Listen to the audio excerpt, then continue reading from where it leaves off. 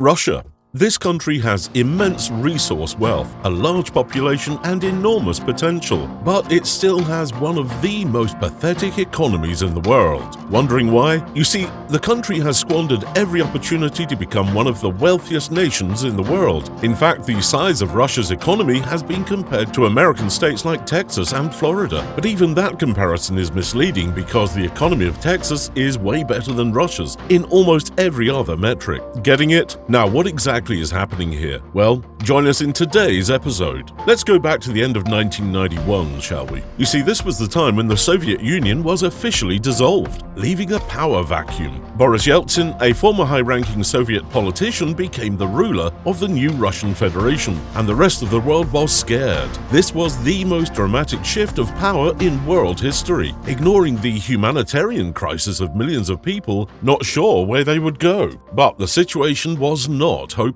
Some very smart people came up with a plan called the Washington Consensus, which is essentially an instruction manual like the ones from IKEA. The plan consisted of 10 basic instructions, including fiscal policy discipline, redirection of public spending subsidies, tax reform, interest rates that are market-determined, trade liberalization, privatization of state enterprises, and deregulation. Implementing these measures can lead to a robust economy, but some of them are easier to implement than others. For instance, trade liberalization started off slowly between Russia and its former Soviet peers, but eventually Russia began trading its raw materials with the rest of the world. It also implemented a new currency in 1992, which was made exchangeable for the old Soviet ruble that came before it. You see, the funniest little side note is that the 1 ruble coin, worth less than 1 American cent at the time, was practically identical in size and weight to the 5 Swiss franc coin, which led to many Russians taking bags of these coins to hundreds of Swiss vending machines and buying trucks full of snacks that they would take back to Russia. It didn't take them too long to embrace capitalism after all, but that's not very important. The most critical instruction of the Washington Consensus is the privatization of state enterprises, and this is where Russia failed miserably. In the Soviet Union, all industry was owned by the state, but the Washington Consensus called for value-adding industries to be privatized. This recommendation serves 2 purposes. First,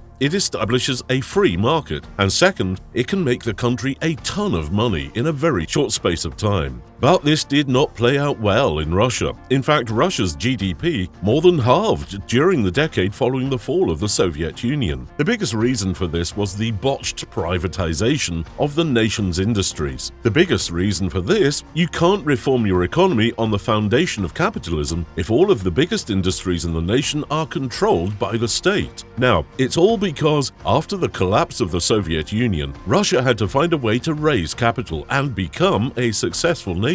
The logical answer was to sell off their valuable assets to the highest bidder, but that's not what happened. Instead, the assets were sold off internally, which was a recipe for disaster. People who were emerging from a failed social state didn't have enough cash to make realistic bids on pieces of national infrastructure, and thus the corruption began. Officials in charge of dishing out the nation's industries were paid off to award factories and mines to well-connected individuals who were often family members or whoever gave them the best bribe. These corrupt individuals, also known as oligarchs, not only ran these industries poorly, but they also took almost all of the money they made from their dodgy operations and invested it abroad. They transferred their wealth to American dollars or British pounds at a rate higher than the free market would normally dictate, thanks to the Russian government's insistence on maintaining a high foreign exchange rate. This led to a massive capital flight, which made it difficult for the government to raise money and forced them to rely on continued international borrowing. Fast forward to 1998, and Russia experienced its first economic crisis due to a failed war in Chechnya and the Asian financial crisis. The government was unable to pay its debts and the exchange rate fell sharply. Mismanaged industries were failing to attract foreign or domestic buyers, and companies couldn't even make payments to their staff, leading to widespread workers' rights across the country. Foreign investors fled the country, further driving down asset markets and causing a run on the reserves of the Russian central bank. In a last-ditch effort, the World Bank and the International Monetary Fund tried to intervene with an injection of $22 billion.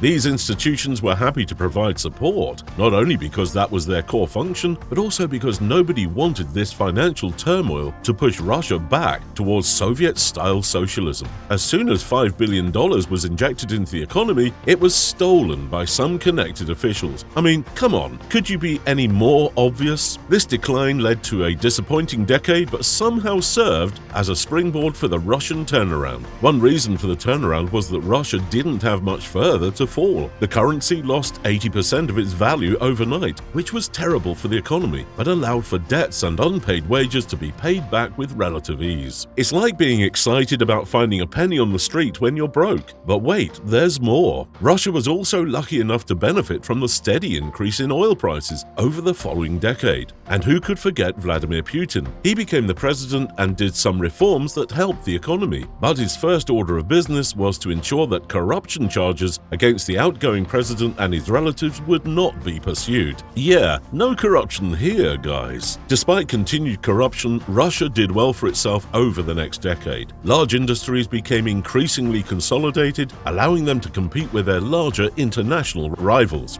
The domestic market was the real winner, though. The people finally had access to a financial system similar to what we take for granted in the West. Borrowing money, finding formal jobs, and supporting genuine businesses in the country became possible. Now, let's talk about the global financial crisis of 2008. Russia managed to get through it relatively untouched because its banks were so new and unsophisticated that they avoided most of the problems caused by advanced financial instruments. But they were hit temporarily by the rapid decline in oil prices at the time. Now, fast forward to 2014, and things are looking up for Russia. The economy was more than 10 times larger than it was at the lows of the 1990 financial crisis. But the problem was who this prosperity went to. A small group of people got most of the wealth, and it became particularly apparent in 2014 with the invasion of Crimea. After that, Russia was hit with a series of sanctions by the United States, the European Union, Australia, Canada, and Japan. These sanctions were meant to limit Russia's access to technology provision for oil and gas extraction, restrict travel for Russian citizens close to President Putin, and ban the provision of credits to Russian oil companies and state banks.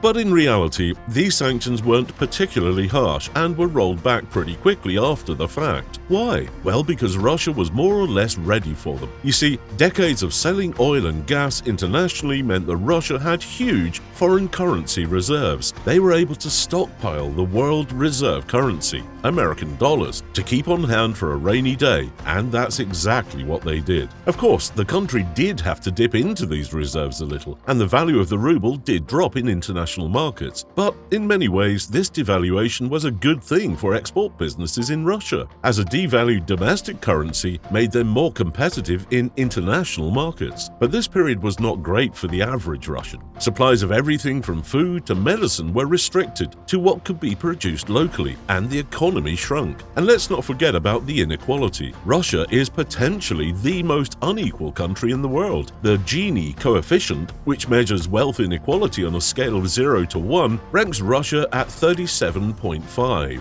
That's not great, but it's not terrible, right? Wrong. The financial elite of Russia, all the way up to the president himself, have been exposed time and time again to moving money all over the world in order to hide and protect their true wealth. Studies from institutions such as Credit Suisse have theorized that if this money was moved back and counted within Russia, then the country would comfortably be the most unequal in the world. So, what does this all mean? Well, it means that the people with the money and power to influence policy decisions were not the ones being hit by these sanctions. Russian banks that were dry on cash could just tap foreign currency reserves and redirect lending away from regular consumers, all while those regular citizens struggled to find food and build a future in a failing state. And let's not forget that Russia has never really been a true democracy. The people in power hold on to that power by appeasing the same group of people that own the major industries of the nation. So, while other countries hold on to power by keeping keeping the voting population happy, Russia holds on to power by keeping the moneyed elite happy.